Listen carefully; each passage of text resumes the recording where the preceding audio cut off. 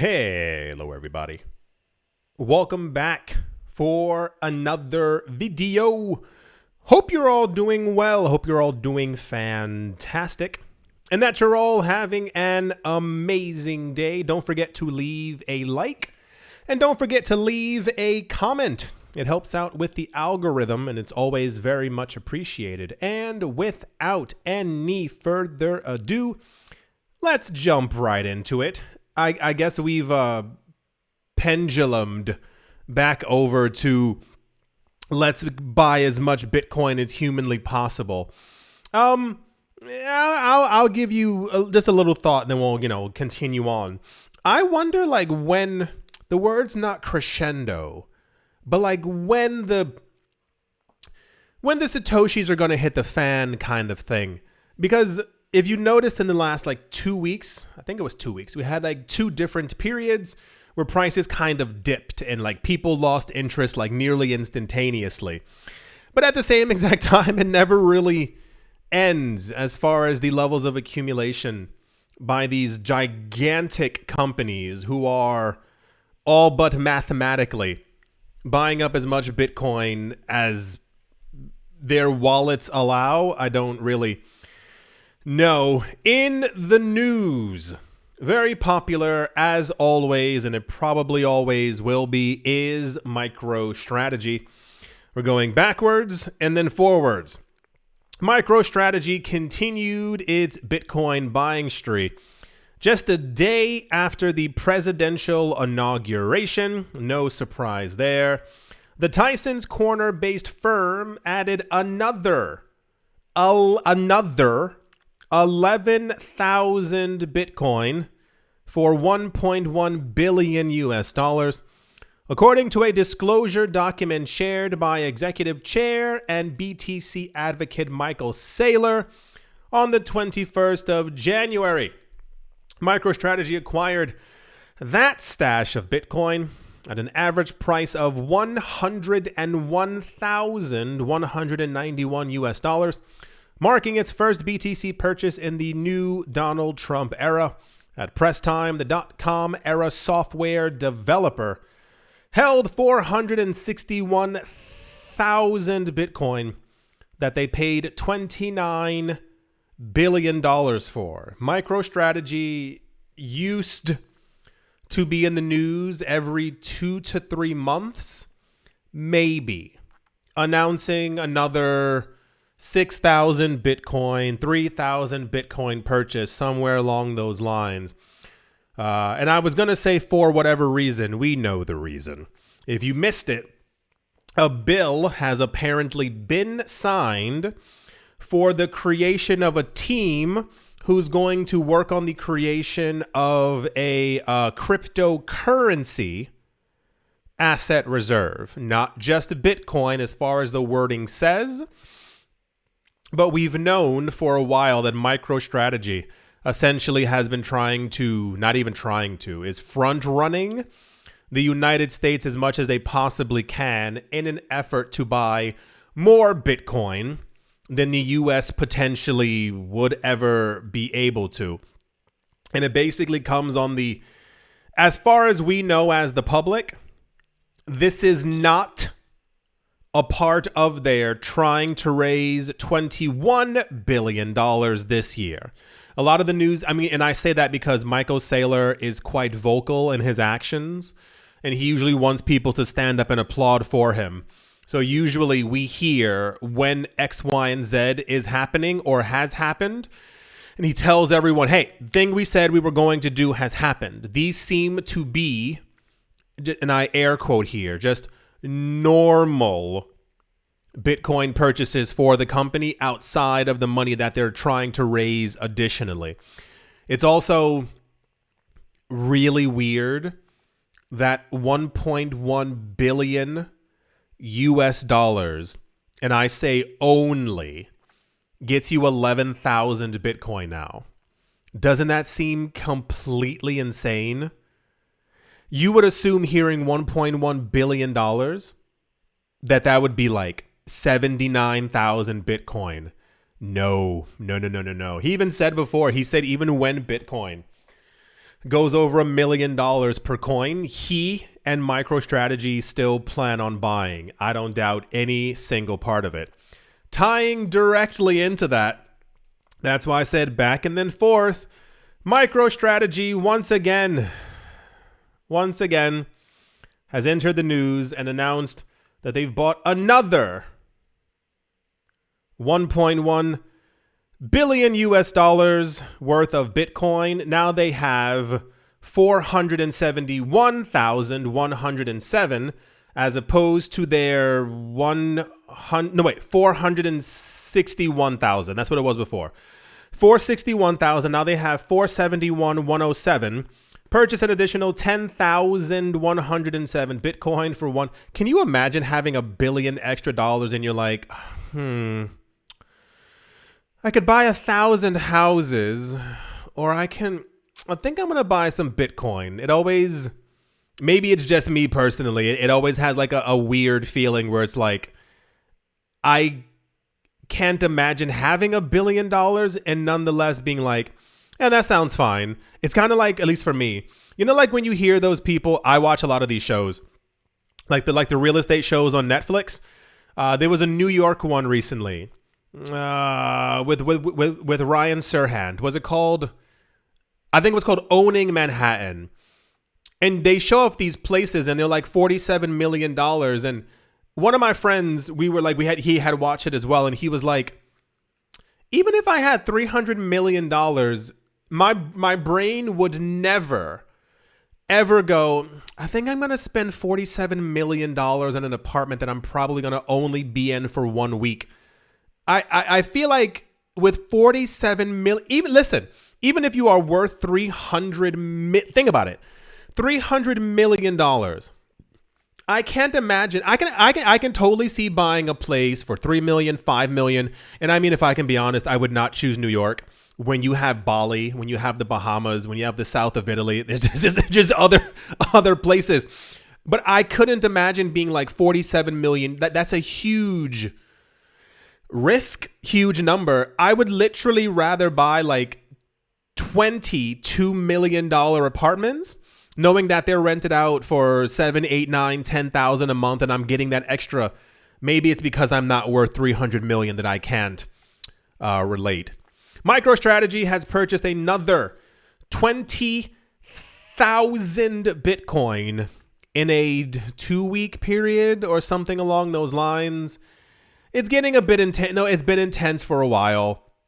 I wish when they get to 500,000 coins, I don't know if we're supposed to celebrate or like golf clap or what the fudge is supposed to happen, but cool. MicroStrategy continues to make headlines over and over, and a lot of companies keep talking about MicroStrategy and their stock valuation and where they think things are going. That's the MicroStrategy news. And yeah, let's move on.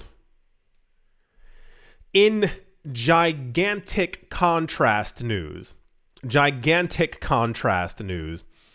El Salvador is back in the news. El Salvador has recently purchased 12 Bitcoin for its reserve in the past day. 12.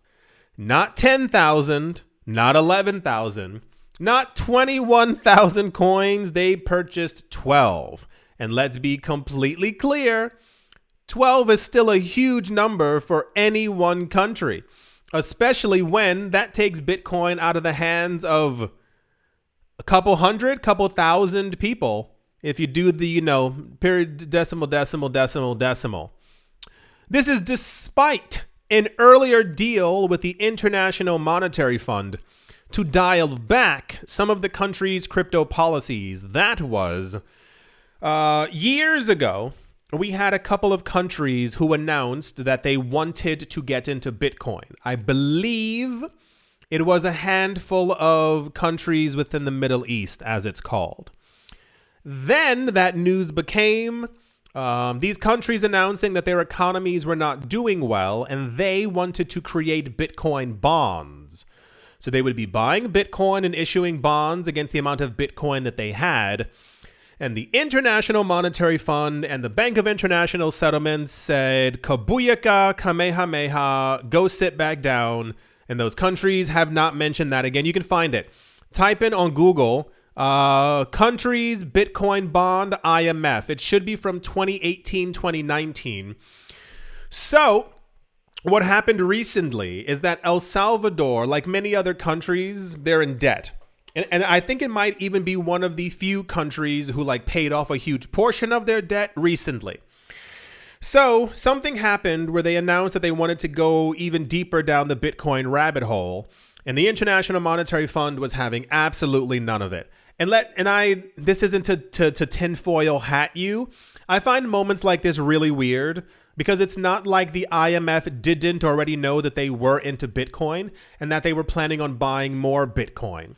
Because you, heard in the news that El Salvador planned on buying more Bitcoin, irrespective of what was happening with the International Monetary Fund.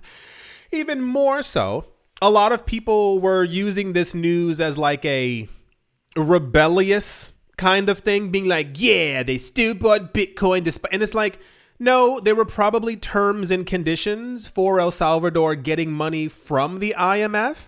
And it was probably, don't buy 1,000 Bitcoin, you can maybe buy 12 and do it periodically, not all the time, like that kind of thing. A lot of times people pretend, I don't know, that the IMF and the BIS and the World Bank like don't know what these countries are doing. No, they basically they kind of tell them nearly everything that's going on. They're aware, like it's not just me and you who know what's going on with El Salvador and Bitcoin. So I don't really sure. In a Twitter post, the country's national Bitcoin office said that it purchased another 11 Bitcoin for their strategic Bitcoin reserve. I wouldn't call it that. That's more of like a US thing. I wish everyone would stop saying strategic Bitcoin reserve. That's meant to be the words that were used by Dennis Porter and lady with the face, Kabukala. What's her name? I always forget it. Rabbit. Cynthia Lummis. Her. People keep like that's their term for it. Other countries who've been buying Bitcoin, they're simply just like buying it to like have. It's not that it's not strategic, but anyway, whatever. Worth over $1 million. It also purchased an additional Bitcoin on the 20th of January for 106,000 Bitcoin as well. For those of you who do not know, El Salvador made an announcement 2 years ago, a year and a half, I don't know, that on top of them using Bitcoin as a legitimate currency, legal tender in their country, they would be buying a Bitcoin per day. And they've been doing it. And I'm really glad that no one got mad at this. You might remember last autumn, there was a news story that El Salvador had purchased, I want to say around like 7 Bitcoin one day, and people got mad because they said one a day and people were like, you can't buy more. And I was like, what? Like, go sit down somewhere. People are so redonkulous. So, and I mean, even more so, listen, if we are going to live in a world where countries are buying crypto and buying Bitcoin as well, I am totally fine with them purchasing one a day to give the masses and like the literal, people the chance to also buy some as well.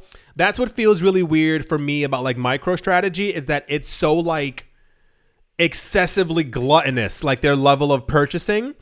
If every country bought a Bitcoin per day and gave their citizens an additional 2 or 3 years to be like, wait, they're doing it, let me go get 1 million Satoshis, I'd feel a lot better. MicroStrategy is just like completely off the charts. That's why I said, like, in exact opposite news, they bought 12 Bitcoin. Good for them. I'm glad they're sticking to it. I'm glad it's working out for them. If all pans out, they will become one of the richest countries on the planet because of their purchases. Yeah, that's the El Salvador is doing as they said they would do news. And yeah, let's move on. In okay, I think it might be time to dial it back a tiny bit.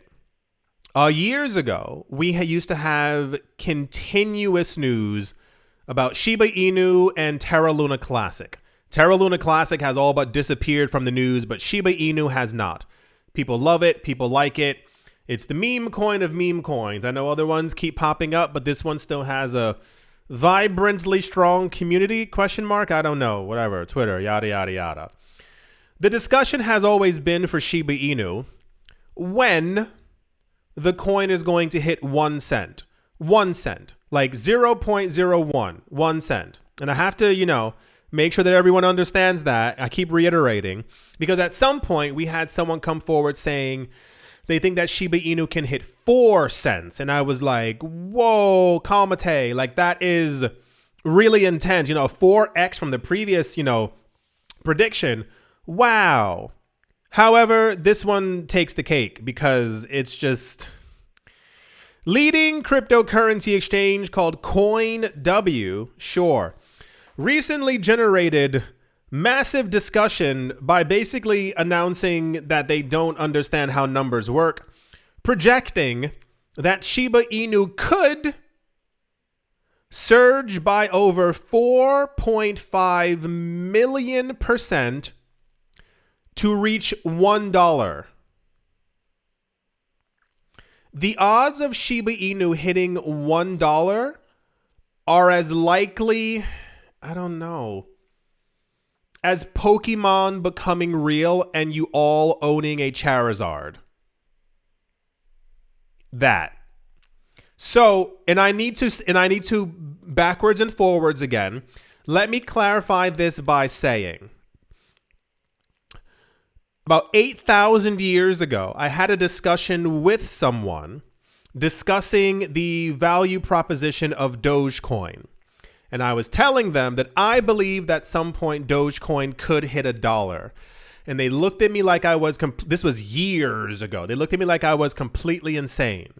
Now it looks like Dogecoin is going to hit $1. Cool. The other hand is that Shiba Inu has a gargantuan amount of coins, even more than Dogecoin. 1 cent sounds believable if they get that burn rate up. You would probably need to burn enough Shiba Inu until there were around, I want to say, 100 billion left. Then $1 seems believable. This has similar energy to XRP 589. That was a big thing many moons ago, where people believed in that 2017 XRP was going to go to $589, and then for some reason in 2018, 2019 as well, people kept on saying that it was going to happen overnight, and I was like, you guys need to, you guys got to calm down. So, yeah, surprisingly enough, this was also quite spoken about news. I think it's because of, like, what? Shiba Inu's not going to $1 anytime soon. I think this would have still made big news if they had said, like, 8 or 9 cents. $1 is not, I think it would need... Wouldn't it like a $4 trillion market cap or something like that? If you said in 10 years, once again, Dogecoin all over again. If you said in 10 years, because I could totally see if this coin picks up and the coin burn happens and Papa da Boobada and all these other things, and at some point, we get to 3 cents, I'm like, okay, I could see an 11 cents if they keep burning it. And by the time we get to like 2040, 2050, sure. Right. I mean, we haven't had a lot of Shiba Inu burn news, so I guess this is making up for it all at once in one go. I don't know. That's the Shiba Inu going to $1. It has to raise by 4.5 million%. Okie dokie. Let's move on. In Grass is Blue news, This came out and this was also really popular. And I was like, what? What? Fred Thiel, CEO of Marathon Digital, has suggested an invest and forget approach for retail Bitcoin investors. In a recent interview with Fox Business, Thiel, is that Peter Thiel's brother, Fred Thiel? Okay. Thiel emphasized Bitcoin's historical resilience and its long-term growth potential, noting that Bitcoin has experienced price declines only 3 times in the past 14 years. Now, listen, I know that sounds crazy. He means like if you extrapolate. Once again, it's kind of like that. You see the stock market going down, but then you look overall, like the long-term trend has been up. That's what he means by that. Bitcoin's price hasn't only declined 3 times in 14 years. It's a fairly popular way of investing. Like even like automatic payments. I told you, I don't know if you all were going over that before, but here we've discussed many times the idea of like just buying an asset and just holding on to it and not selling it or relinquishing it. And I mean, that's across the board. You know, the stocks, real estate, crypto, because the long-term growth pattern is always pretty spectacular. However, this guy was on the news and he said it and everyone was like, oh my glass, I should do the exact same thing. And I was like, that's not the first time that someone has said the words like it's literally set it and forget it. Like you just kind of have an, automatic payment going on every month, $200, $300. And then you look back and go, oh my gosh, I got monies. It's because, you weren't paying attention to it. And okay. Citing Coinbase's, citing Bitcoin's annual price increases, which historically range between 29 and 50%, Thiel highlighted the cryptocurrency's capacity to deliver robust returns over time. This strategy, he argued, is ideal for retail investors. That's us, seeking to navigate Bitcoin's volatility and benefit from its upward trajectory. Cool. So, I mean, we all learned something new today. I think we should just buy it and forget it, or set it and manifest it. What was it? Invest and forget. Cool. It's not that it's a bad idea, and I really, 2 things. I wish more normal people were into crypto. And 2, I wish more people, retail investors, as we are called, didn't just panic all the gosh darn time over everything because, you're missing out on the actual long-term gains from all these things. So thank you, Mr. Thiel, for your wise wisdom words. Okay. Let's move on. Also in what? BlackRock. BlackRock has reported that the adoption of Bitcoin and other cryptocurrencies is currently outpacing that of the internet and mobile phones. According to BlackRock, cryptocurrencies have apparently reached 300 million users in just 12 years, a milestone that took the internet 15 years and mobile phones 21 years to... Really? It took 21 years for people to buy a phone? BlackRock also highlighted Bitcoin as the leading and most widely adopted crypto asset. What? The number 1 coin is the leader? Whoa, they shocked me with that one. If you missed it as well, or this was like a month ago, almost called him Larry Rock. Larry Fink, the CEO, it's not a bad name, Larry Rock. It sounds like a cartoon character. Anyway, he was recently on the news and he proclaimed, for those of you who don't remember, he thinks that Bitcoin is going to was it 50 or 60?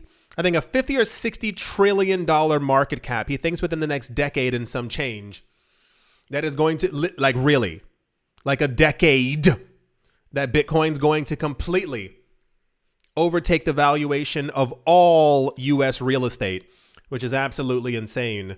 We also, I guess, have confirmation. I guess BlackRock would have more accurate numbers than everyone else.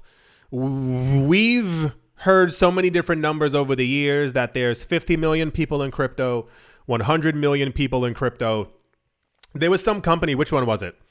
Also a couple of months ago, who said it was 1 billion people. And I was like, there is no way on this earth that 1 out of every 8 people I walk by is in this market. You know how many old people are in my neighborhood? It's just simply not possible. So apparently 300 million sounds believable. And I assume they have more accurate numbers. This is like a weird rehashing, but I assume they have to do this for companies looking to get into the space to talk about actual adoption levels. But this was something that was discussed years ago as like a what's crypto doing now kind of thing. Remember, for those of you who weren't here, it was a big thing. We kept on having charts that showed like Bitcoin's in 1995, Bitcoin's at 1997, Bitcoin just hit 1990, and it's like, what? And they were talking about the adoption of like PCs, like literal personal computers that people were buying comparative to how many people had bought Bitcoin. And they were like, Bitcoin, people need to buy more Bitcoin because, and I was like, can we just like exist? Like, does everything always have to be a reflection of something else and how long that took in some sort of way? And to be, also, if we can be honest with ourselves, we would probably have 3, 4, 5x the amount of people in crypto that we have now if all these billionaires and JP Morgan Chase and all these banks didn't have like this hate campaign against crypto for the better part of like actually 10 years. For those of you who don't remember Warren Buffett? It's rat poison squared. It's only used blah, blah, blah, blah. And it's like, okay, sure. So all these people made sure to scare everyone else out of the market, making them, can you imagine thinking that Bitcoin was a bubble at $15? Well, it worked. A lot of people kept on selling their coins thinking that it would never go any higher because the market cap can't go above $1 billion. That doesn't make any sense. Bitcoin's never gonna. They bought up all the crypto, and now 95% of all Bitcoin is owned by the wealthiest people on the planet. And that's usually how they want it. They want to own everything. Yeah, I just saw a video online discussing the amount of farmland that billionaires have been buying in the last like 3 years. And it's like, whoa, you guys gotta not be so dystopian. But yeah, rich people want everything for themselves. Bitcoin, never forget this. Bitcoin is for the masses. It's not for the richest. It's not for them. It's for all of us to have equal footing in the new financial system. So hopefully everyone's been paying attention. Hopefully everyone has, when those dips in price happen, hopefully you're purchasing them like you said you wanted to over the course of the last few years. But yeah, sure. It's not surprising at all. I'm glad that people have been like, wait, banks are buying Bitcoin? BlackRock is buying? And they're like, okay, I'll get into it as well. I need that 300 million to be about a good 3 billion people. I feel a lot better. But we'll hopefully get there eventually. There are predictions that this year, this was from Samson Mao, I think, that this year we will get to 1 billion people in crypto. Question mark. Let's see what happens. Okie dokie. I think that's going to do it for this video. I do hope that you have all enjoyed. Hope you all are having a great day, morning, afternoon, evening, wherever you are, wherever you might be. I do hope it's absolutely fantastic. Thank you all once again for watching, listening, liking, commenting, and supporting. And I will most certainly be talking to you all soon. See you.